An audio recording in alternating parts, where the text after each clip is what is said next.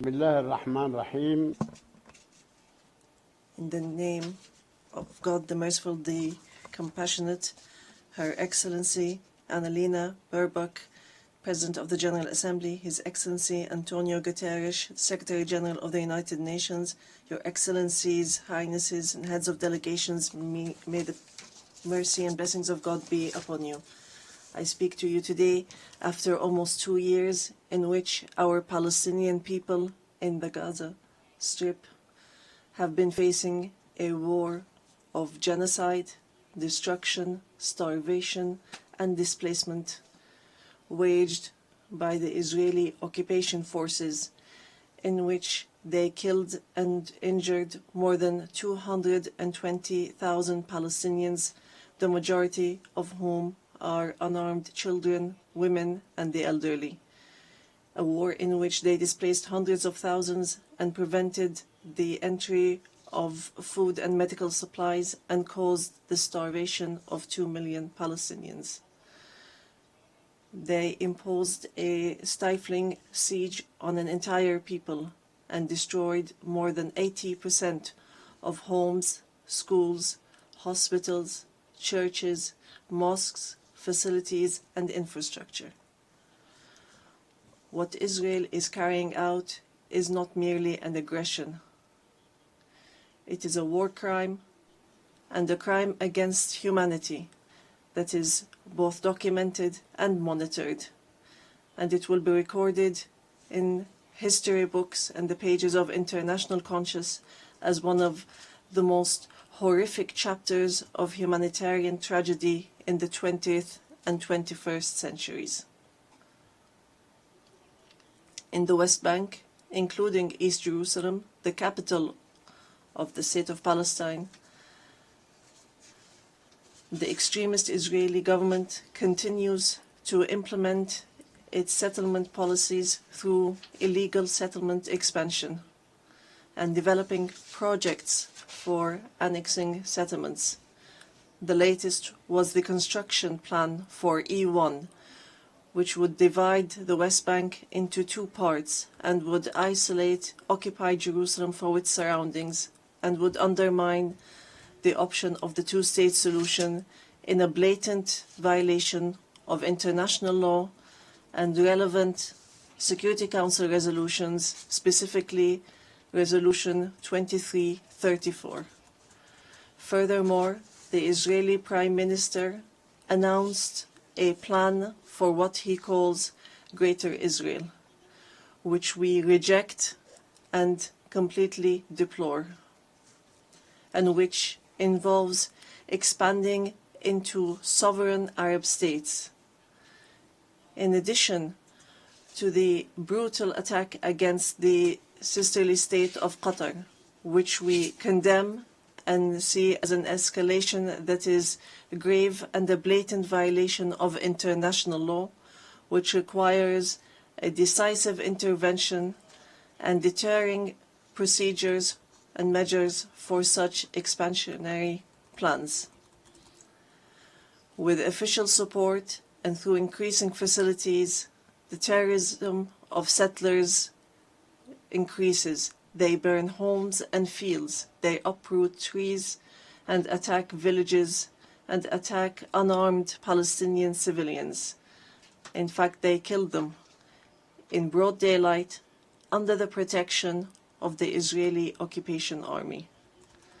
Furthermore, the Islamic and Christian religious sites in Jerusalem, Hebron, and Gaza Strip have not been spared the attacks which have damaged the mosques, churches, and cemeteries in a blatant violation of the historic status quo and in a clear violation of the provisions of the international law.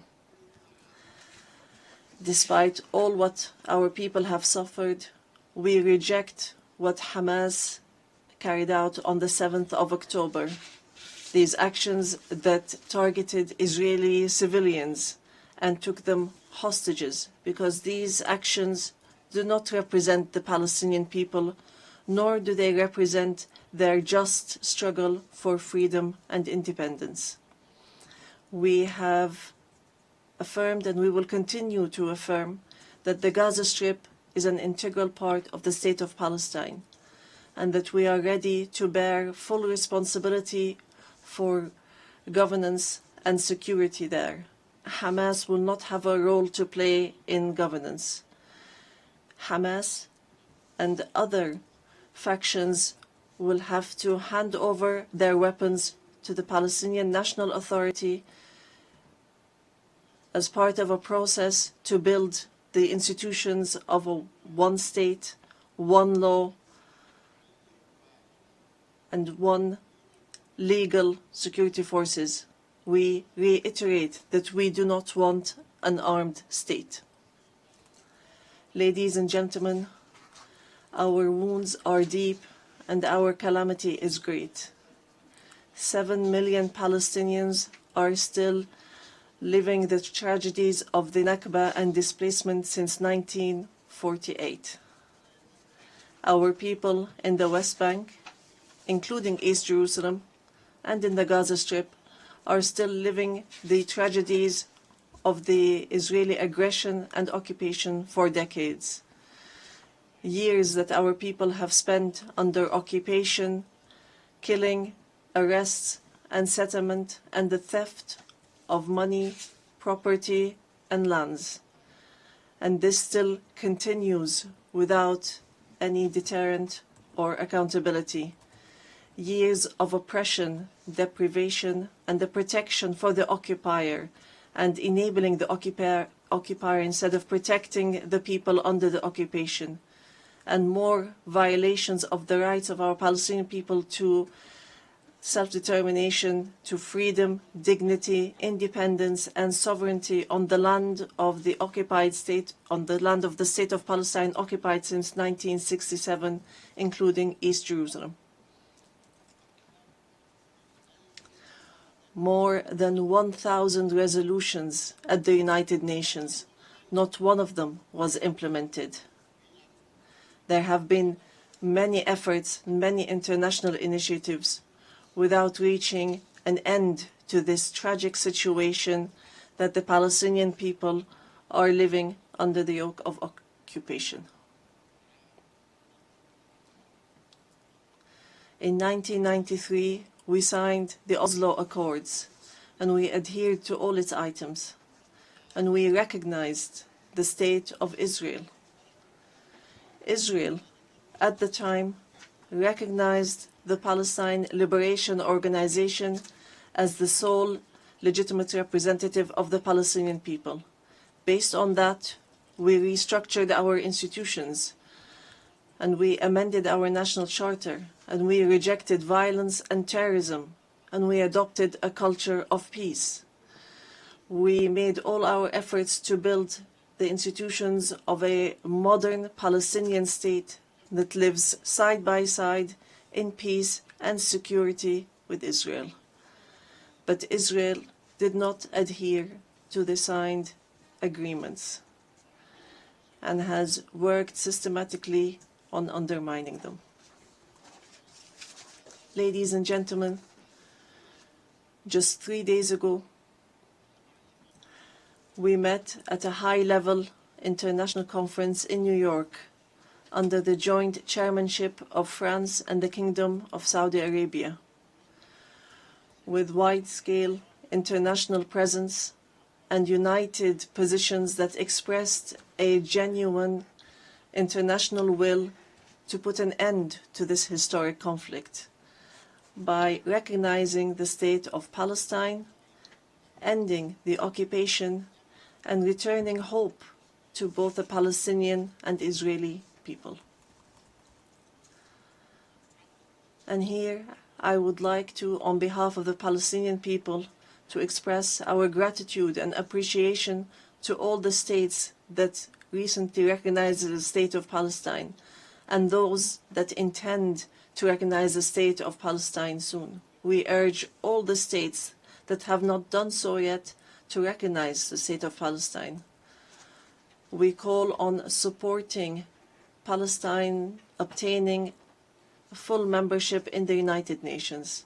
It should be noted that we have already recognized Israel's right to exist in 1988 and in 1993, and we still recognize this right. In this regard, we would like to thank France, the UK, Canada, Australia, Belgium, Portugal, Luxembourg, Malta, Monaco, San Marino, Andorra, and Denmark for their recognition of the State of Palestine. We would like to thank all 149 states which had previously recognized the State of Palestine. Our people will not forget this noble position.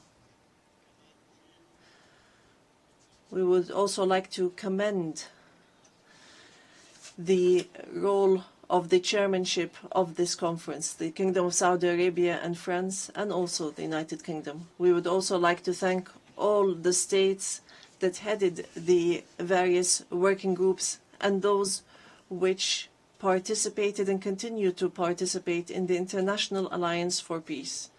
We would also like to thank the states that are supporting our efforts to stop the genocide, end the occupation, and achieve peace.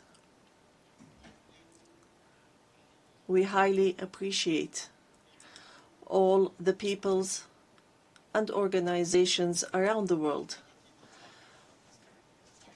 who protested in support of the rights of the Palestinian people to freedom and independence and to stop the war, destruction, and starvation.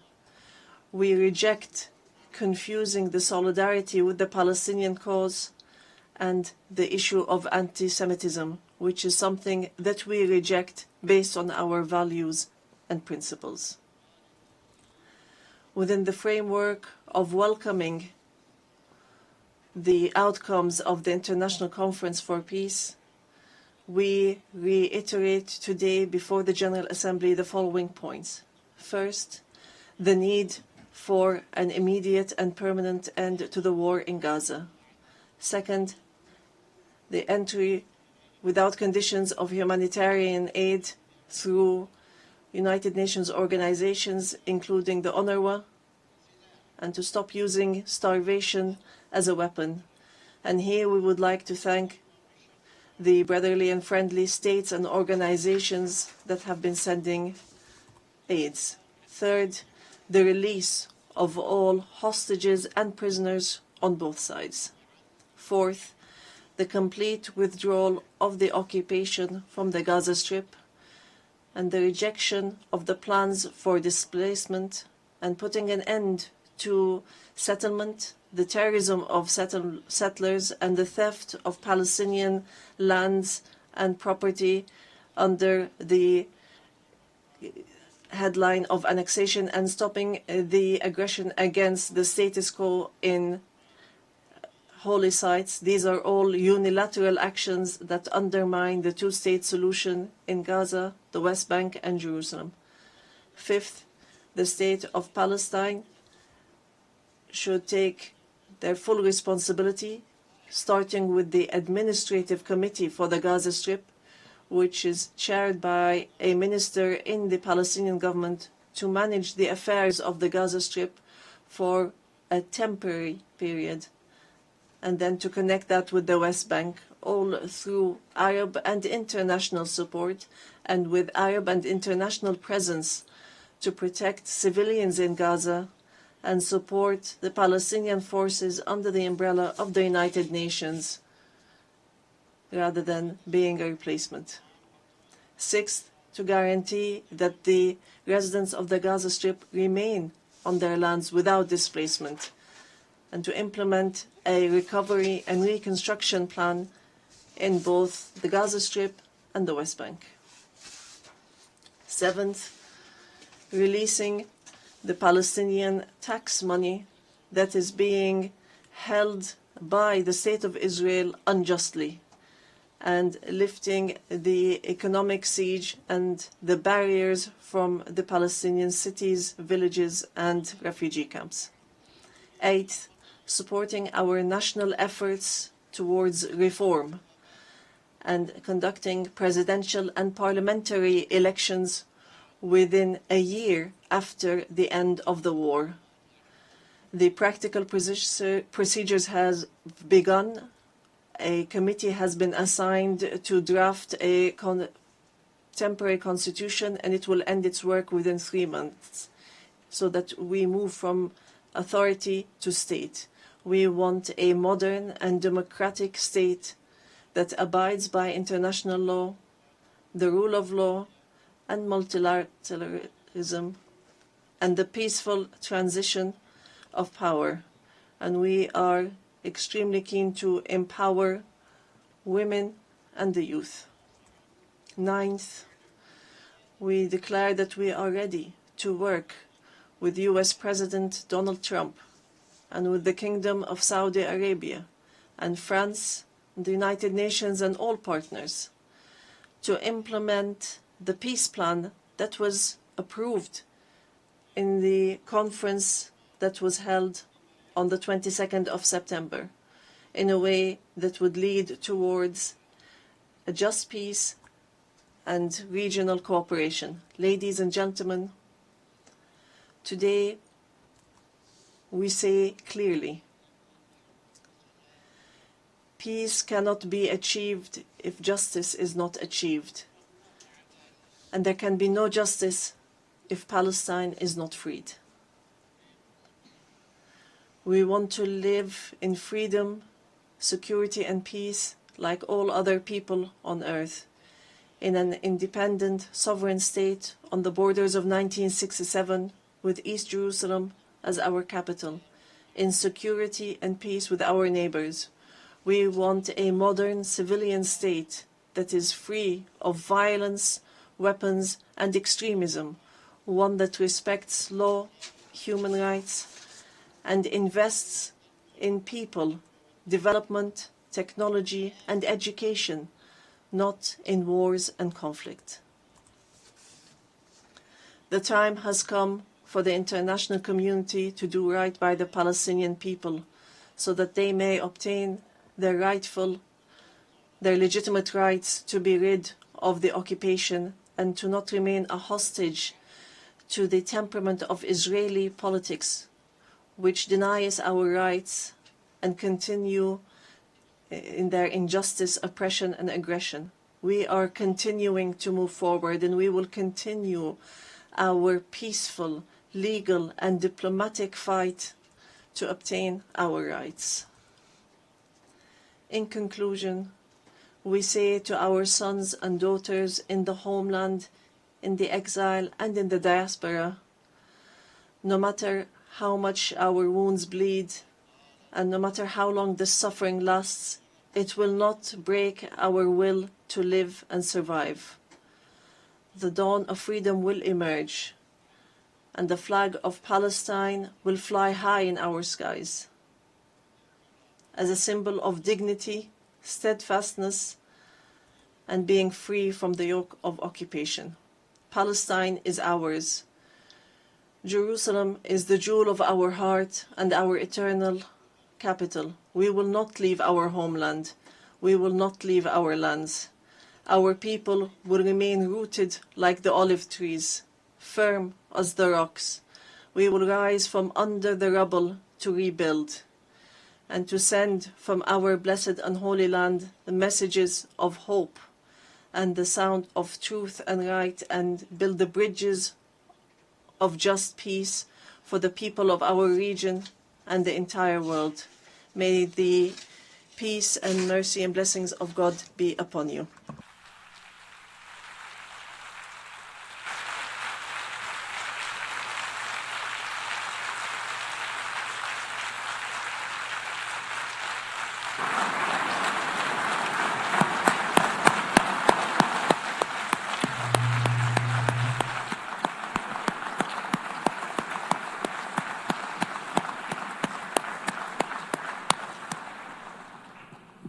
On behalf of the Assembly, I wish to thank His Excellency Mahmoud Abbas, President of the State of Palestine.